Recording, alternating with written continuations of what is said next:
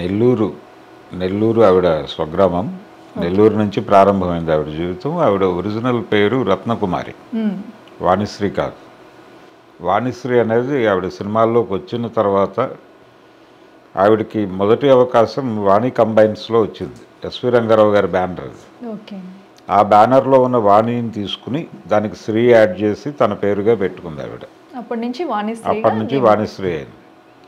అయితే ఈవిడ రత్నకుమారిగా ప్రారంభమైనప్పుడు ఈవిడకి ఒక అక్కగారు ఉంది. ఈవిడిని చదివించడానికి మెడ్రాస్ తీసుకొచ్చారు వాళ్ళ అమ్మగారు. తీసుకొచ్చి అక్కడ ఆంధ్ర మహిళా సభలో జాయిన్ చేశారు. అక్కడ ఈవిడ డ్యాన్సు ఇవన్నీ నేర్చుకునేవారు. ఈ నేర్చుకునే క్రమంలో నెమ్మదిగా సినిమాల్లో వేషాలు అలా మొదలై చెలికత్త వేషాలతో ఆవిడ జీవితం ప్రారంభమైంది. ఆవిడ అందులోకి డ్యాన్స్, భరతనాట్యం కూడా ఇవన్నీ కూడా నేర్చుకుని ముందు వాటినే నాట్యం చేసేవారంట కదండి. అవును, అంటే డాన్సింగ్ క్యారెక్టర్స్ వీటికంటే కూడా ఆవిడకి ముందు చెలికత్తల వేషాలు వచ్చినాయి. అవి చేశారు ఆవిడ ఎటువంటి ఇబ్బంది లేకుండా. ఈ చేస్తున్న క్రమంలోనే ఈ కమెడియన్ పక్కన కూడా వచ్చినాయి వేషాలు.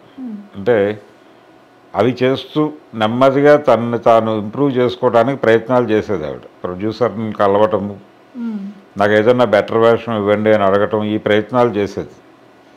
ఈ చేసే క్రమంలోనే నెమ్మదిగా ఆవిడకి మరపురాని కథ అని రామచంద్రరావు గారు తీసిన సినిమాలు మొదటిసారిగా నటించడానికి స్కోప్ ఉన్నటువంటి క్యారెక్టర్ దొరికింది ఆవిడకి.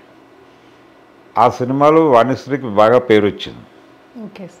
ఆ తర్వాత ఆవిడకి బాగా పేరు వచ్చిన ఇంకొక సినిమా రంగారావు గారి కాంబినేషన్లోనే, ఎస్విఆర్ కాంబినేషన్లో సుఖదుఖాలు. సుఖదుఖాలు మూర్తి గారి డైరెక్టర్. అది ఒరిజినల్గా తమిళ్ రీమేక్. తమిళ్లో బాలచంద్ర గారు మేజర్ చంద్రకాంత్ అని ఒక నాటకం, ఆ నాటకాన్ని సినిమా తీశారు అక్కడ. అందులో ఆ మేజర్ చంద్రకాంత్ క్యారెక్టర్ తను చేయాలి అని అనుకునేవాడు రంగారావు గారు. అక్కడ అవకాశం దొరకలా. అందుకని ఆయనే తన నిర్మాతలైనటువంటి ఫల్గుణ మూవీస్ వాళ్ళకి చెప్పి తెలుగులో రీమేక్ చేయించాడు అది. అందులో లీడ్ క్యారెక్టర్ అంటే చంద్రమోహన్ అలాగే వాణిశ్రీ వీళ్ళిద్దరూ అన్నా చెల్లెళ్ళుగా నటించారు ఆ సినిమాలో. హర్నాథ్ ఈవిడ్ని మోసం చేసేటువంటి క్యారెక్టర్లో హర్నాథ్ యాక్ట్ చేశాడు. ఈ మోసం చేసినటువంటి హర్నాథ్ని చంపేయటం కోసం చంద్రమోహన్ తిరుగుతూ ఉంటాడు. ఇది కథ. ఆ సుఖదుఖాలు సినిమా వాణిశ్రీకి బాగా పేరు తీసుకొచ్చింది నటిగా. ఈ క్రమంలోనే బిఎన్ రెడ్డి గారి రంగుల రాట్నంలో అవకాశం వచ్చింది. ఈ సినిమా చూసిన తర్వాత హిట్ అయింది. ఈ క్రమంలోనే వరుస సినిమాలు ఇవన్నీ కూడా. రంగుల రాట్నం తర్వాత వచ్చిన సినిమానే ఇది సుఖదుఖాలు. రంగుల రాట్నంలో కూడా చంద్రమోహన్ వాణిశ్రీ. ఇక్కడ వాళ్ళిద్దరే. ఇలా ఒక ప్రాసెస్ మొదలై నెమ్మదిగా ఆవిడ దుక్కిపాటి మధుసూదన్ రావు గారి కళ్ళల్లో పడింది. ఆత్మీయులు సినిమాతో ఆవిడకు ఒక రకంగా ప్రమోషన్ దొరికింది. నాగేశ్వరరావు గారి పక్కన హీరోయిన్గా యాక్ట్ చేసింది. ఆ సినిమాలో చెల్లెలి పాత్ర ఇద్దాం అనుకున్నాడు ఆయన ముందు. చెల్లెలి పాత్ర కాదండి, మీరు ఇస్తే హీరోయిన్ క్యారెక్టర్ ఇస్తేనే చేస్తాను అని మొండికేసి సాధించింది ఆవిడ. సాధించి అలా మొదలైంది. హిట్ పెయిర్గా మారారు తర్వాత వాళ్ళిద్దరూ. అక్కినేని నాగేశ్వరరావు, వాణిశ్రీ వాళ్ళిద్దరూ హిట్ పెయిరు. దసరా బుల్లోడు లాంటి బ్లాక్ బస్టర్ సినిమా ఉంది వాళ్ళ అకౌంట్లో. దాని కంటిన్యూషన్లో ప్రేమ్నగర్ సినిమా. అవి రెండు చాలా పెద్ద హిట్స్ ఆ టైంలో. 1 ఇయర్ తేడాతో వచ్చిన సినిమాలు ఆ రెండు.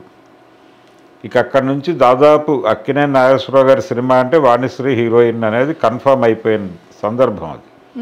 సెక్రటరీ పేరు అనిపించుకుని అండ్ వీళ్ళిద్దరూ కూడా చేస్తూ ఆలు మగలు చాలా పెద్ద హిట్ వీళ్ళ కాంబినేషన్లో. 175 డేస్ సినిమా అది. దానికి ముందు దత్తపుత్రుడు, వీటన్నిటిలోనూ వాణిశ్రీయే. సెక్రటరీ సినిమా కేఎస్ ప్రకాశ్రావు గారి డైరెక్షన్లో. ఇలా ఒక ప్రభంజనం లాగా నడిచింది వాళ్ళ పేరు. అలాగే బంగారు బాబు, జగపతిలో వచ్చినటువంటి బంగారు బాబులో వాళ్ళిద్దరే నటించారు. అది కూడా చాలా పెద్ద విజయం సాధించింది. ఇలా నడిచేది. ఇలా నడుస్తూ ఉండగా రామారావు గారి పక్కన కూడా అవకాశాలు వచ్చినాయి బాగానే. ఎన్టీఆర్ పక్కన చాలా సినిమాలు, అంటే ఎదురులేని మనిషి లాంటి సినిమాల్లో ఆవిడ ఎన్టీఆర్ పక్కన చేశారు.